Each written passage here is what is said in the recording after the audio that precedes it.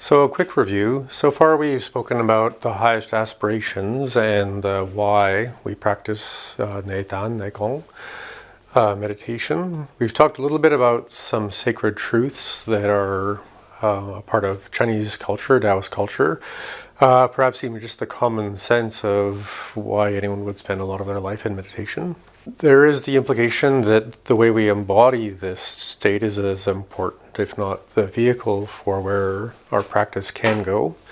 So as we move from that understanding, we're going to bring our awareness down here to the back of the neck and into the base of the brain and eventually into the mouth and the face and what's going on over here.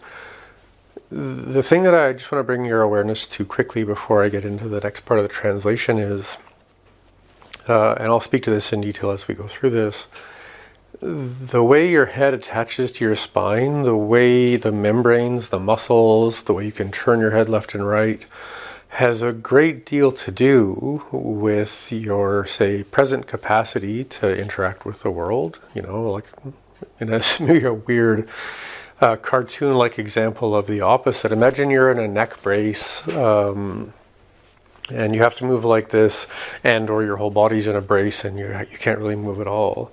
So there's a component of meditation, of alert attention, that asks us to be very clear that our alert attention isn't coming from a place of being braced up, of being ready for threat or impact, or feeling a kind of hypervigilance. And there's a lot of instinctual capacity within the structure of the body and the brain that actually regulates that part of our experience, whether or not we're in a reactive, uptight, wound up, braced for impact, hypervigilant place, and we habituate to those things. So if we're sitting in meditation and that's our poise, that's, you could say, the net you're casting into the Ling or the wind of heaven or the ocean of Tao. And, you know, many other metaphors can happen there. So we want to be as aware as we can of the structures, the alignments, the releases, perhaps the awareness, perhaps some of the inspiring teachings in here that hopefully will help convince you and I and anyone else that how we position and open and interact with everything between the base of your skull and your chest defines the one perceiving the practice. And I've probably said this previously, if not in this video, but other things that I've shared. An important question to ask is, who is the one meditating?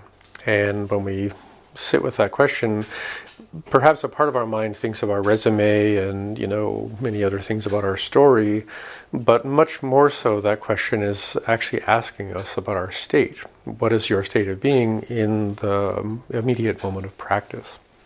So again, as I try and make sense of all this stuff, what you can learn from this part of this inner landscape map is probably the most profound and practice-changing, if not life-changing. And let's just dive in and find out what all of that might mean. So, just bring your awareness to all of this. We can see there's two eyes. There's your mouth and tongue. This is Dumai and Runmai in the sense of the meridians of the microcosmic orbit, as well as many other aspects of your health. The two eyes tell us something about the forward-looking present self. This inner eye relates more to the self behind the identifiable self, behind the mundane self, and all of the attributes and what you might call innate capacities that arise from this part of our conscious existence. And that's kind of the game with meditation, is going from the perceiver who has opinions and comparisons and life and death, and the aspect of consciousness that seems innate to consciousness itself. So we arrive in that part of our of the chart and our relationship with our practice. We also want to just open the spine as much as we can, so that the one perceiving is perceiving openly, both the unconscious existence and the nature of your conscious existence, and maybe how it's maybe caught up in some things. So this first one here, our shen fu zhi xue, is the kidneys, your two kidneys. And the way that they actually, in a kind of a transitory way, store things, kind of like a granary, in that the grains come and then they're meant to go. It's not like a bank where what is stored is meant to stay there forever. It's more like a temporary warehouse, if you will. And the space in which that occurs. Now, English is funny, and I know I keep coming back to this, but when we think of the two kidneys, called warehouse, and the place of that, we're naturally going to think of a location. Where do I put that stuff, or where can I get some more of that stuff, or, is it on Amazon yet? This is actually more about how to interact with that cavity, that xue, that location within the body. So when we think of the two kidneys and the storehouse, the natural association is everything that you're cultivating down here in the lower dantian, everything that happens when you've consolidated Jing in such a way that the lower dantian has, you could say, a job or interactive responsibilities and capacities that are not normal to day-to-day life, at least in the way most of us experience things. So we have to consolidate our essence to consolidate that lower dantian. With that and a lot of specific kinds of breath work and other awareness practices, we can reverse the leakage. This changes the natural circulation of your cerebrospinal fluid, or what's occurring in Tumai. And this is considered to be a part of Lian Jing, or the refinement of Jing. And I'm going to speak kind of procedurally here, but I'm speaking English, so it's going to sound like step, step, step instead of big dynamic relationship. So when we can aspire to the possibility that the cerebrospinal fluid, the Jing, is becoming refined, it's coming into the brain being the sea of marrow, the sea of Jing, then what's going on within the structure of the brain changes. And you could say the saliva coming into your mouth becomes more of a medicine. So when we swallow that saliva and kind of work with this relatively left brain step-by-step cause and effect relationship that just helps us position and shift the location of our awareness. So when we're coming into this relationship here at the very top of your thoracic spine, the very top of your chest, or right at the base of where you actually speak and swallow, just swallow for a moment to feel that spot. Now notice that spot's mirrored by the curve at the top of your spine. In acupuncture we call that spot da chui, or the big mound. And you can see something precarious here in meditation, because if we sit a long time and concentrate and narrow our focus and think about things, or scroll our phone, or any other things that imply sitting and sort of staring, or just sitting still for a long time, a thing that we want to be careful of is to not let that big mound in the back collapse. And as a clinician with a few decades experience, I can attest that as an acupuncturist, almost every treatment in some way relates to something between the base of the skull and the upper back, and how that's constraining the mobility of the head and the space between the vertebrae, all of the meridians that are that make up the tissue in that part of the body. So here we are with, again, our two kidneys storehouse. So whatever it is the kidneys can do to refine Jing, to consolidate Jing, to improve the spinal column, is a material transformation in some ways.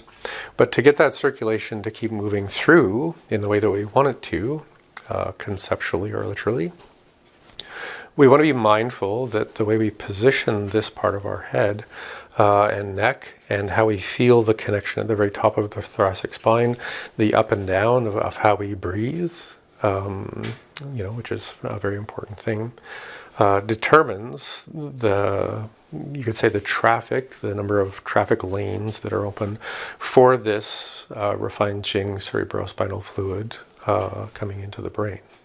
So that all sounds, common sense, I hope. Now I want to take this into a couple of kind of examples and opportunities.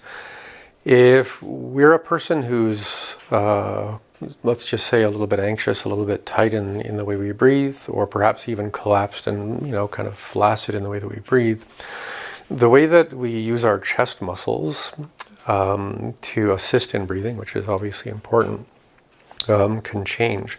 Now this relates in a lot of different ways to Daimai, or your belt meridian, which is everywhere up and down throughout your entire body, but also regulates, you could say, certain interactive potentials and circulatory potentials within all of the 12 meridians that move up and down. As well as having a lot to do with the resilience and interactive potential of the lower dantian, and eventually all three of your dantian. So one way that I often speak to people, especially patients, about this around longevity or problems with fertility or sexual function, is everyone has a Jing bucket, a Jing of essence, a Jing of resources around your vitality. And one way to look at that bucket is, the body wants that bucket to be full. So if you're really exhausted, your body will metaphorically shrink that bucket, so at least you feel your mojo, your resourcefulness in its held capacity.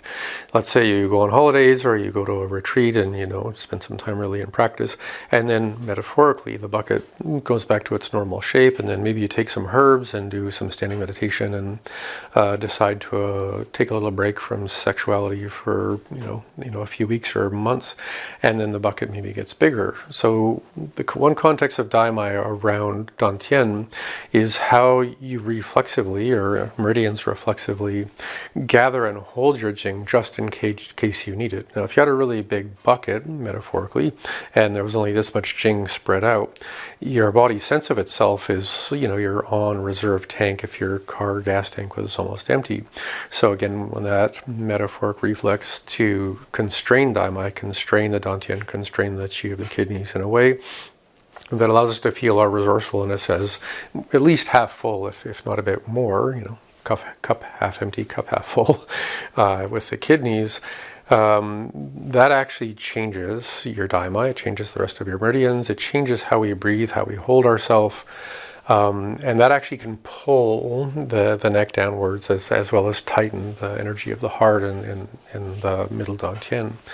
So as we think about our kidney storehouse and the cavity there, you can't open the base of your neck until you open Daimai.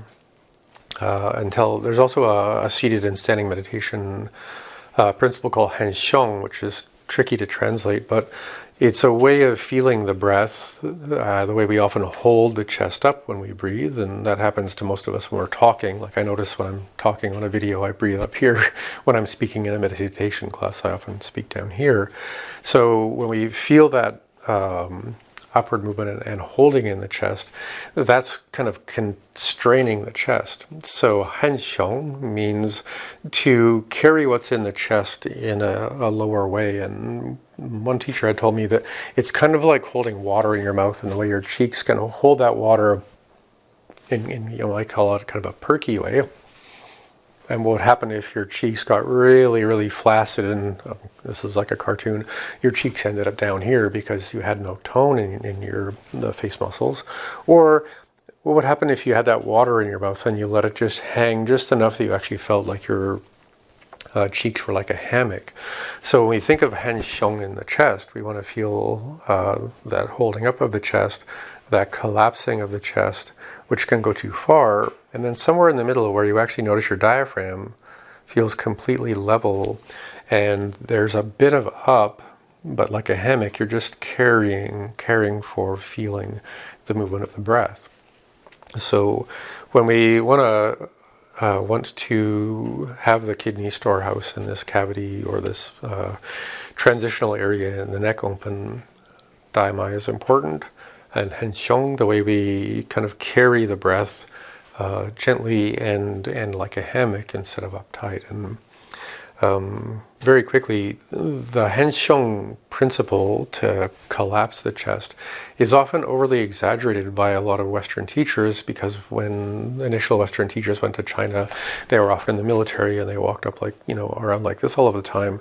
And if you walk around like this and you're trying to learn Qigong from someone, they're going to say, take all of this and let it fall. And then people think, oh, Han Xiong means collapse the chest, and just look into the characters a bit, you'll go, oh, it doesn't mean collapse, it means carry what is sort of falling or sinking like a hammock.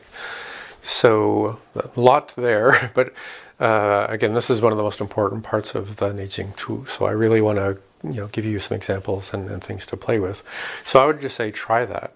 Try that in your seated practice, try that in a standing practice if you do Tai Chi, other kinds of movement. Open the neck, find that balance within the daimai, find that balance between up and down the chest, find your diaphragm, and when everything opens and your neck starts to feel kind of a little more floating with the head, then you've opened that important part of the neck. And one final thing, just because the process really starts, the practice really starts down here, and again, that's why I want to teach a course on the building foundation. Until your daimai is reflexing properly and your lower dantian is working with capacity, not locations and ideas, that's a necessary thing for your what you call post-heaven Qing, the part of your aliveness that's just your day-to-day kind of allotment of get up and go. When you start allowing that to build and benefit, or I think the word accrue might be more accurate, you could say now that Qing is sitting there building interest, and not in the sense that now there's more Qing. The interest in this context is something of the pre-heaven starts to show up. And it's almost like we need a certain volume, and we'll play with that in a moment, of this essence or imagined substance or fluid or potential in our aliveness that we allow to stay at a simmer instead of run around and play with, that allows us to tap into another layer, an innate sense of capacity for what you might call mojo. There's kind of like go dancing and partying mojo, and then there's pick up your friend and carry them 6 miles to the hospital mojo, and they're maybe similar in some ways, but in the latter, we have to tap into something deeply innate.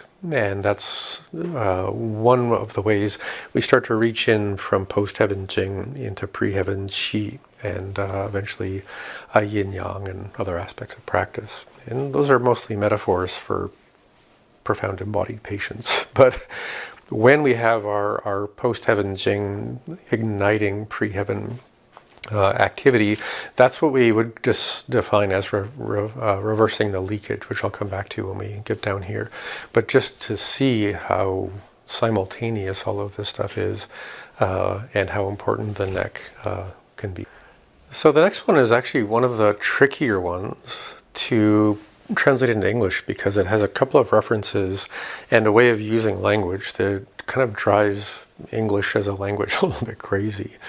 So I'm going to translate it kind of literally and then rearrange it a bit and then rearrange it a bit, so that hopefully we can see how practical and kind of playful and how much of a good reminder it can be.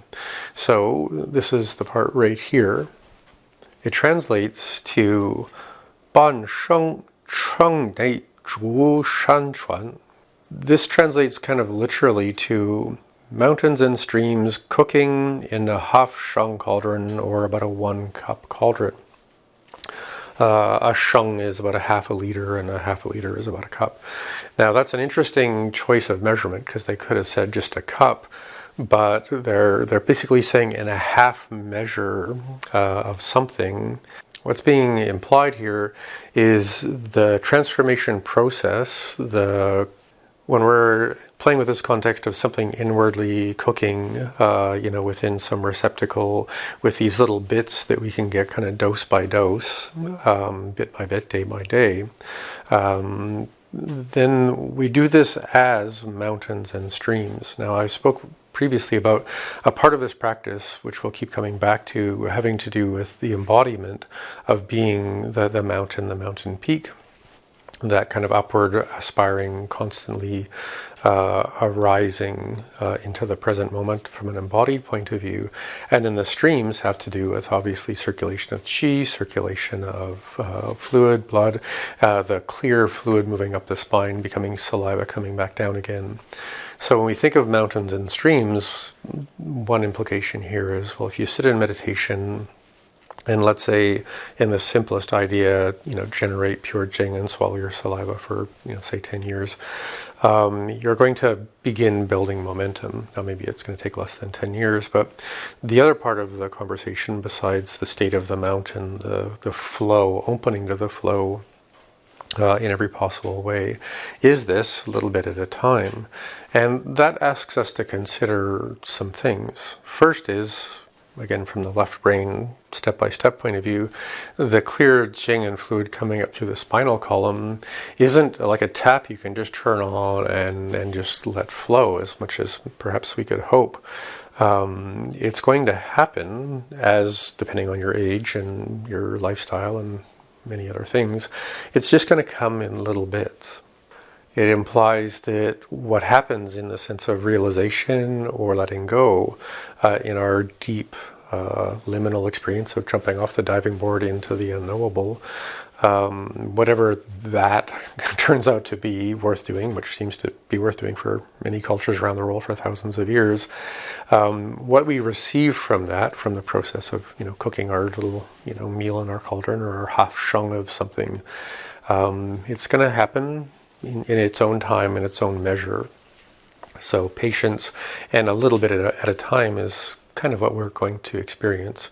So perhaps expecting that. And of course, we all are aware that, from the stories and maybe our own experience, big epiphanies can happen, the millet dreams can happen, the mud ball can suddenly give you some kind of visionary experience, and many other possibilities. But for most of the time, for most of the career of a lifetime of meditation, we're just going to sip at the nectar of possibility, and sometimes it's sweet, and sometimes the cup is dry, and all we can do is sip.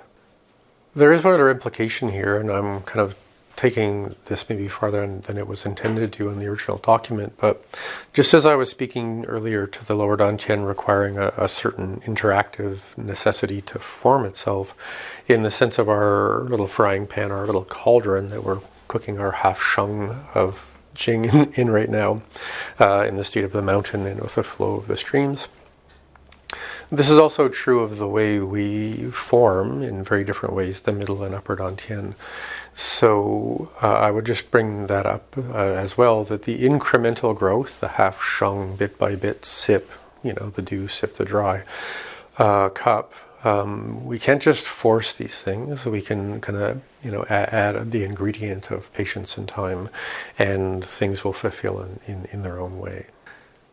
So when I speak about this part of the Nei Jing Tu, I often describe this interaction here as opening to flow. So the examples I've given just before about the flow of the kidney cerebrospinal fluid, the transformed refined Jing, the half shung cauldron is cooking and transforming the Jing in that bit by bit kind of way.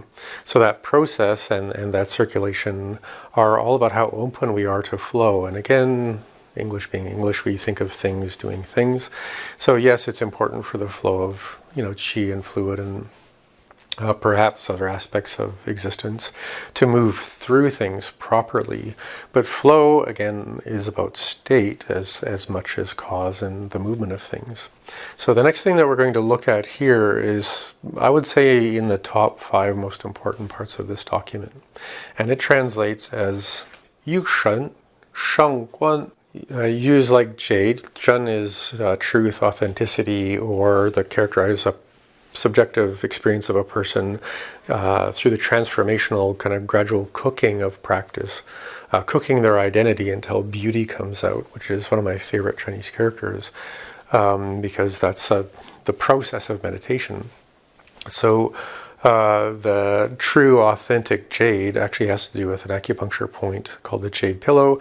And as I kind of alluded to a few minutes ago, the way your head attaches to your neck and all of the physiology of that is pretty astounding with respect to the sense we have of flow, or in fact what we might call a fight, flight, or freeze state, which I'll speak to in a moment. Shangguan means the upper narrow pass or kind of precarious bridge that we go across. So this acupuncture point here, feng shi, at the base of the skull, regulates the tone and the excitatory state in the body and in the back of the brain, kind of the instinctual animal brain or the lizard brain. And that's what's implied at the upper pass. So we have the Sangguan, the three passes, which are actually kind of a contextual invitation to notice anywhere you're stuck in your body. But there's three places that are for sure going to require some reorientation for everyone. So I'm just going to speak quickly to some things that are going on here from a slightly biomedical point of view. And in the building foundation part, I'm going to give some examples and a funny story about meditating in the forest when a bear shows up and things like that, because we're training perception here, and perception that you and I experience is either the one that walks around, looking at a phone, or the awareness that's beneath that. And when we want to study awareness, we can't be kind of like the searchlight at the top of the tower, vigilantly looking for solutions.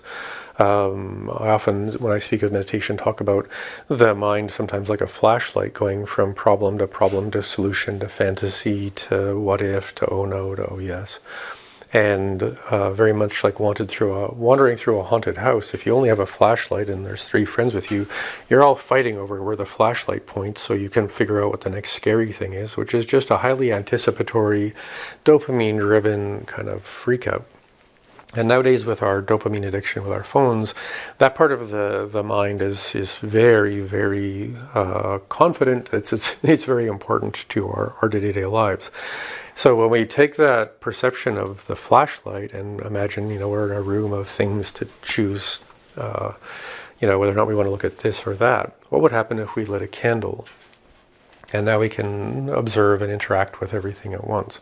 So that's one thing that we're hoping to notice in this part of the back of the mind is this is a candle, or pardon me, the front of the mind is a flashlight, always looking for good things and bad things to see, where we should go.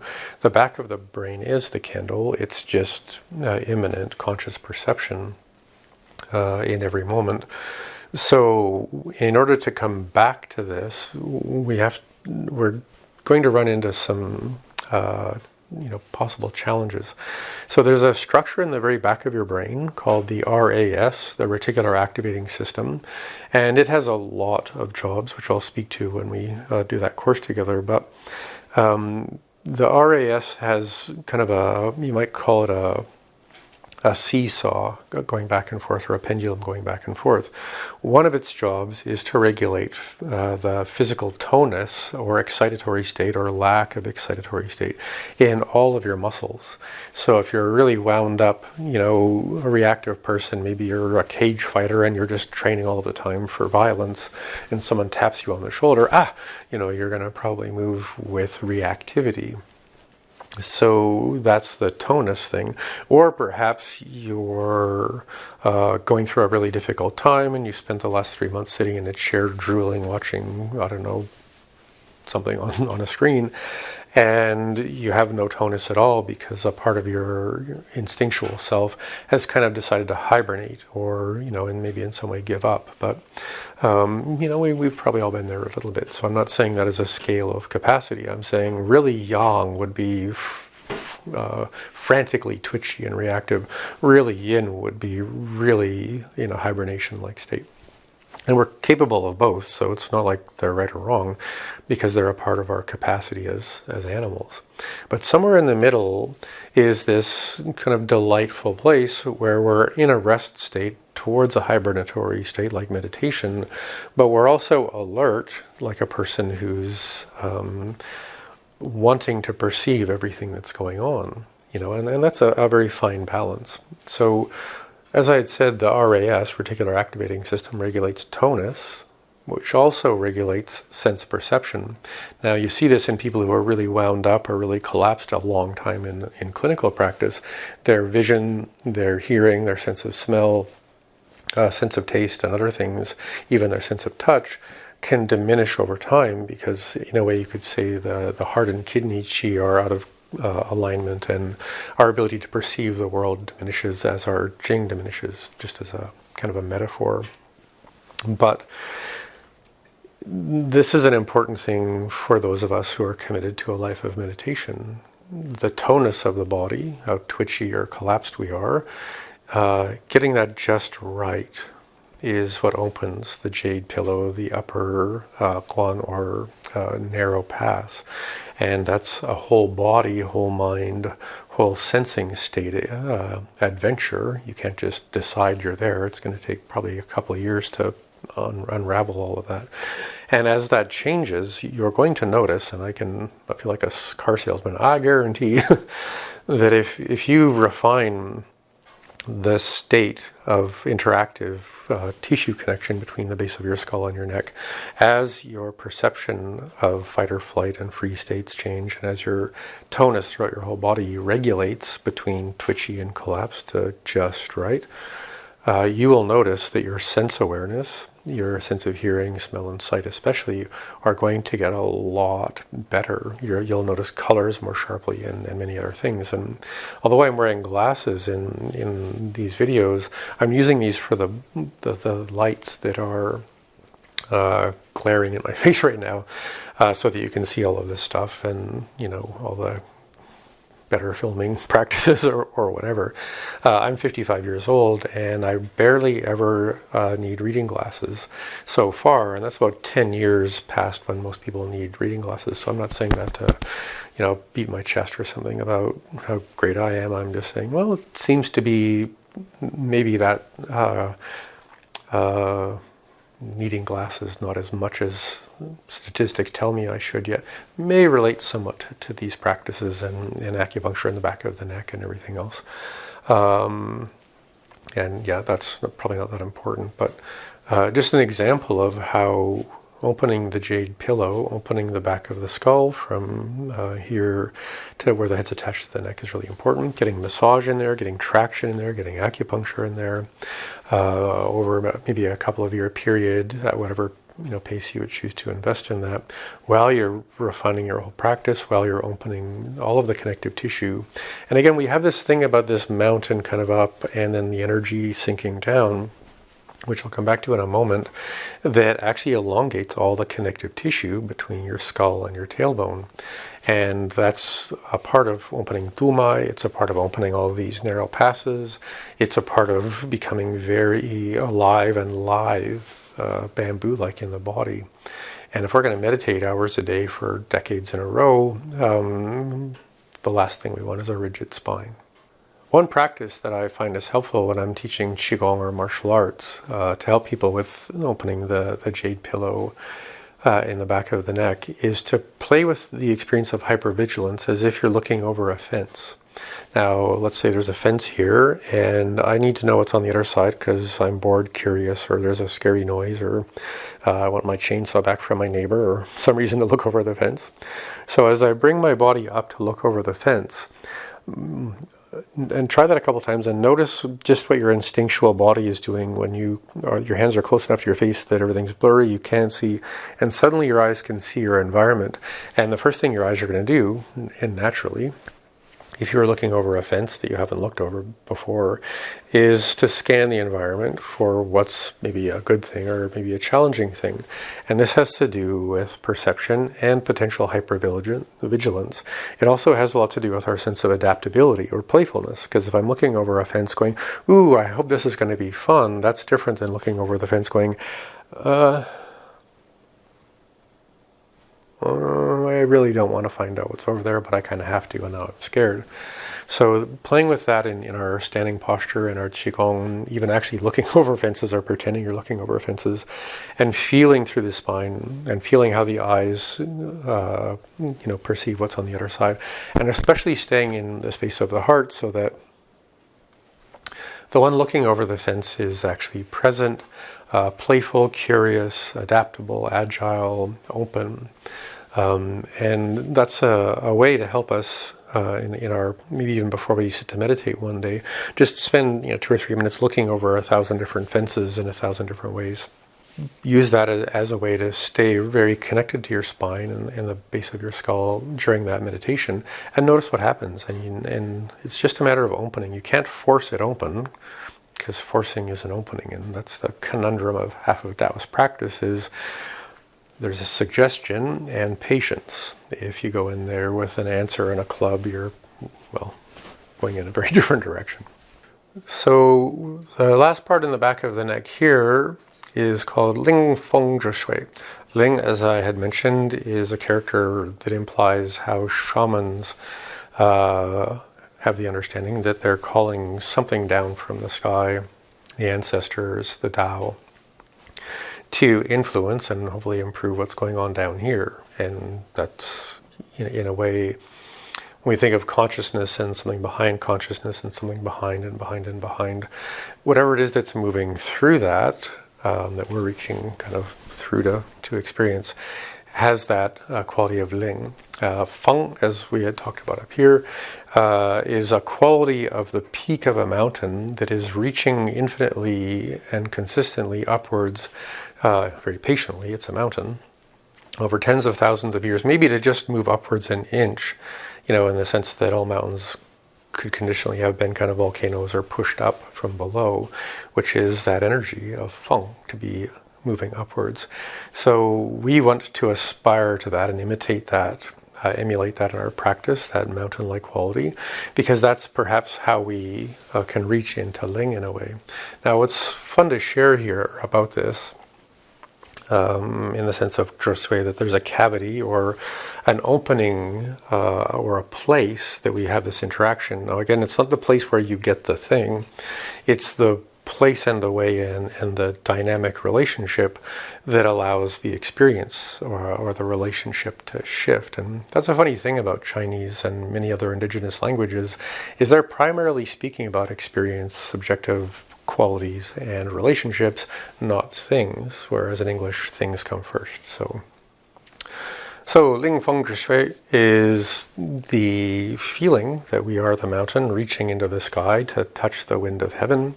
I'm saying that a lot on purpose. Zhi Shui, this cavity, this place, and this place is another thing that happens in the base of the skull, but deeper inside the mind, when we find a pinnacle-like stillness within all of that movement. The aspirational quality is still there, in the sense of always mountain-like upwards.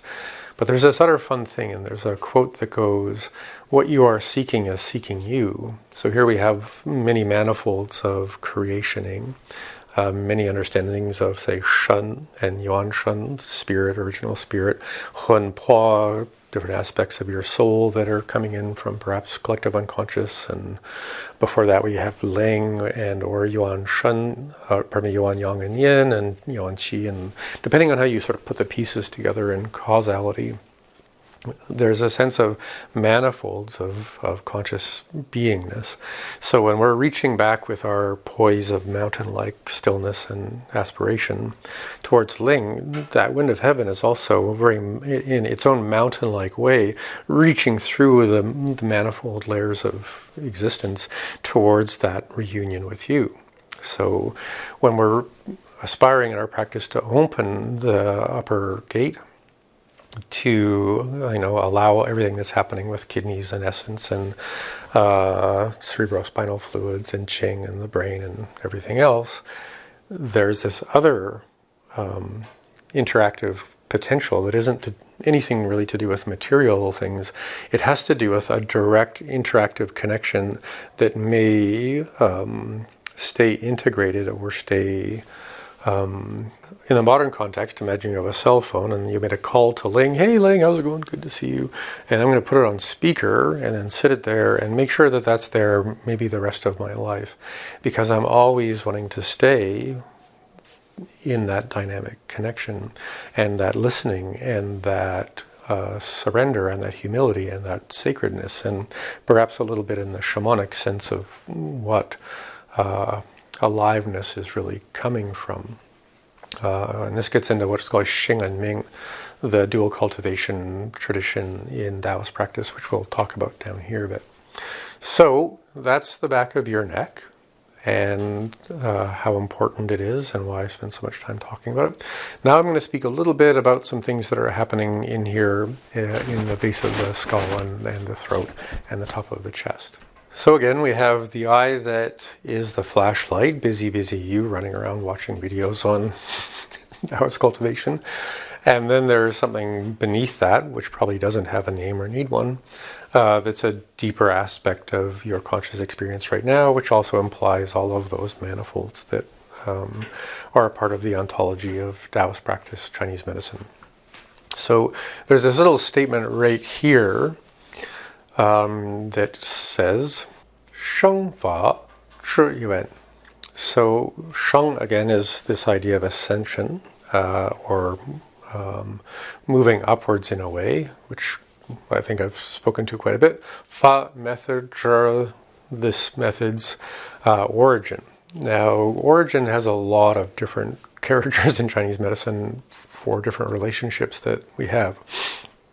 So here's something to consider, given everything that I've spoken about so far in this region of our practice.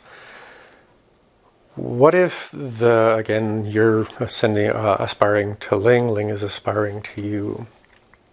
What if there's a part of your lizard brain, your amygdala, your hippocampus, the parts of you that are actually the physical brain, that are somehow malleable and in their best possible state, circulation, open pathways, happy brain being bathed in things.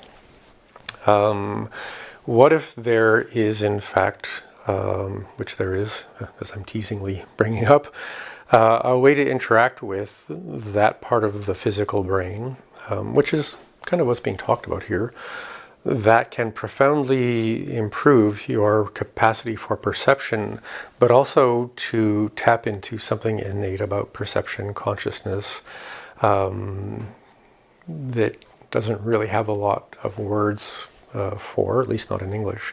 So here's something to consider. In almost every tradition and teacher that I've had a chance to interact with around Nei Dan, Tian Tai practice, the spiritual embryo practice, even what people call Nei Gong, which is sort of the laying foundations part of Qigong practice as it goes more inward. Those traditions recommend doing the things we need to keep our body and our connective tissues healthy, our breathing very active and competent or coherent, so that when we sit, we can sit for 2, 3, 4 hours. And 4 hours seems to be, I would say in maybe 75-80% of the people I've talked to, that's the threshold for really getting somewhere in some way. And this is from traditions that go back hundreds, if not thousands of years in China. And there are a couple of other examples of this kind of practice that I've learned about from indigenous people in North America that have their own practices about what to do when you're more or less stuck sitting for a very long period of time with respect to cultivating awareness. So 4 hours, what's going on? So let's say if you can sit for that 4 hours in complete non-being or in and out of that experience, and as well your physiological health is good, your body isn't, you haven't burnt the candle at both ends, so you're not in an emergency to, restore your Jing. So if you're in a pretty good, stable place physiologically, let's say the Jing is stable, the kidney bucket is full, everything else is working. And now we're sitting for 4 hours.